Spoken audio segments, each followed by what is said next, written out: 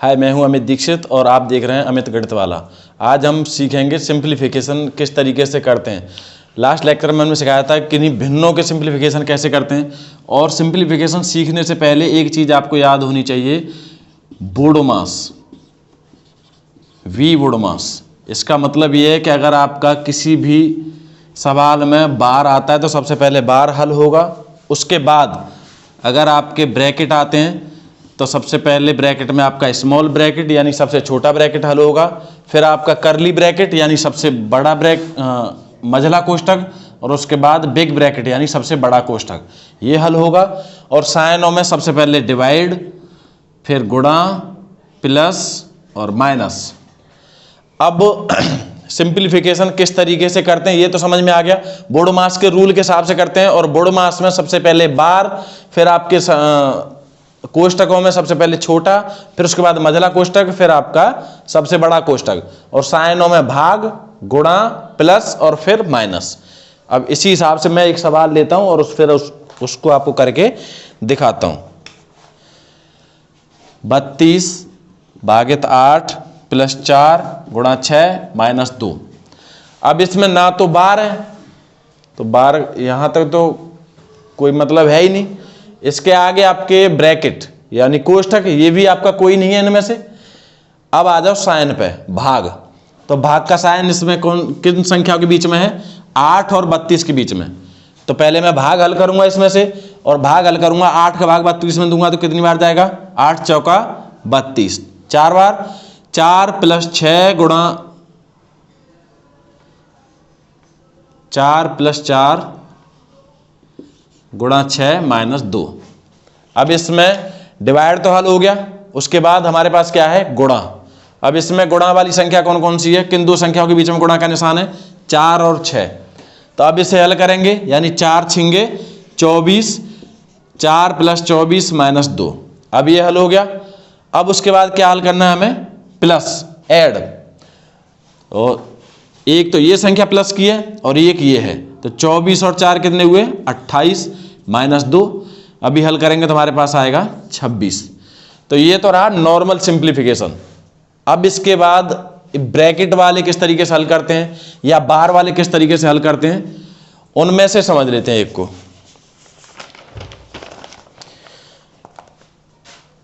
अब आपके पास कोई संख्या 80 माइनस बड़ा कोष्ठक 12 प्लस मझला कोष्ठक 15 माइनस छोटा कोष्ठक 15 भागित 3, छोटा कोष्ठक बंद, मझला कोष्ठक बंद और बड़ा कोष्ठक बंद। इसमें सबसे पहले बार देखेंगे, क्या बार है इसमें? नहीं है, कहीं पर भी बार नहीं है। उसके बाद ब्रैकेट यानी भागों में सबसे पहले छोटा कोष्ठक हमें लेना है। तो छोटा कोष्ठक हमारा कौन सा है इसमें? ये वाला, यानी 15 और 3। तो इसमें भी भाग है, तो भाग को हम हल करेंगे तो 3 का भाग 15 नहीं, कितना बचेगा? 3 पंजे 15, 5 बचा। तो मझला कोष्ठक हमारे पास क्या बचा? 15 माइनस 5 प्लस 12 है, ये बड़ा कोष्ठक है, और फिर माइनस ये। इसके बाद हमारे पास हल करने के लिए कोष्ठकों में क्या है? मझला कोष्ठक। मझला कोष्ठक को हम हल करेंगे तो 15 माइनस 5 कितना बचा? 10 प्लस 12 बड़ा कोष्ठक बंद 80। अब हमारे पास बड़ा कोष्ठक है, बड़े कोष्ठक को अगर हम हल करेंगे तो हमारे पास संख्या क्या है? 12 और 10 22। 80 माइनस 22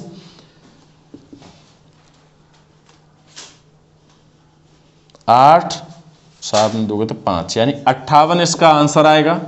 अगर इस तरीके से भी आपके पास आता है तो आपको वी बोडोमास आना चाहिए, और उसमें अगर ये आपको समझ में आ गया तो फिर आप आसानी से हल कर सकते हो। वी का मतलब होता है बार, और बोडोमास में मतलब अगर ब्रैकेट आ रहे हैं तो आप ब्रैकेटों को हल करोगे, और ब्रैकेटों में भी सबसे पहले स्मॉल, फिर करली ब्रैकेट, फिर बिग ब्रैकेट।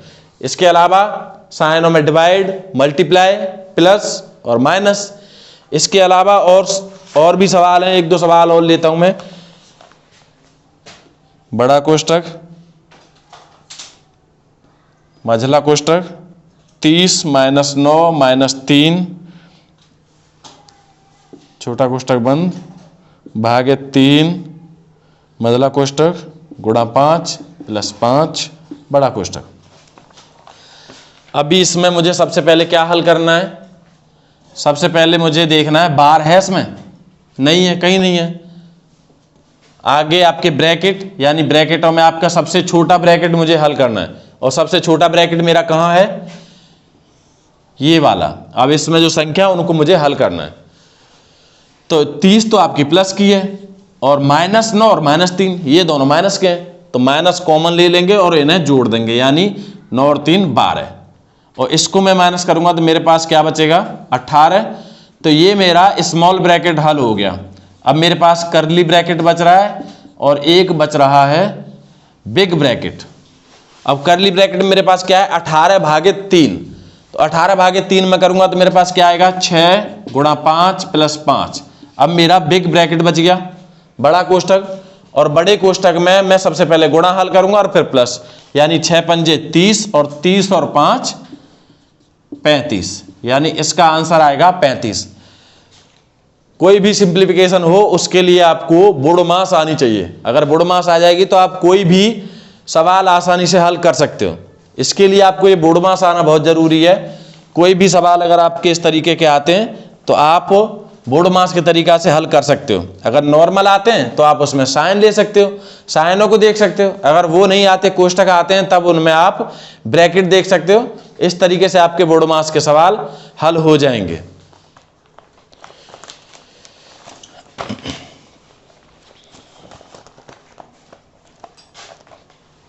एक बार का सवाल और ले रहा हूं मैं।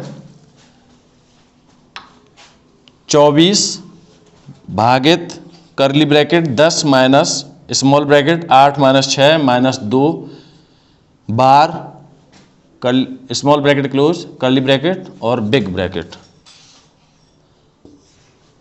इस तरीके का।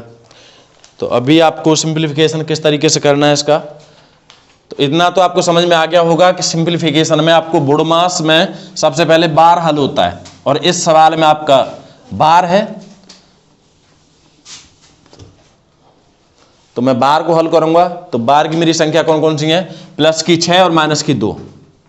तो 6 - 2 क्या बचेगा? 4, और 8 माइनस यहाँ स्मॉल ब्रैकेट है, और इसके बाद तो मुझे स्मॉल ब्रैकेट ही हल करना है। और स्मॉल ब्रैकेट में 8 - 4 कितना बचा? 4। 10 माइनस ये आपका कर्ली ब्रैकेट है।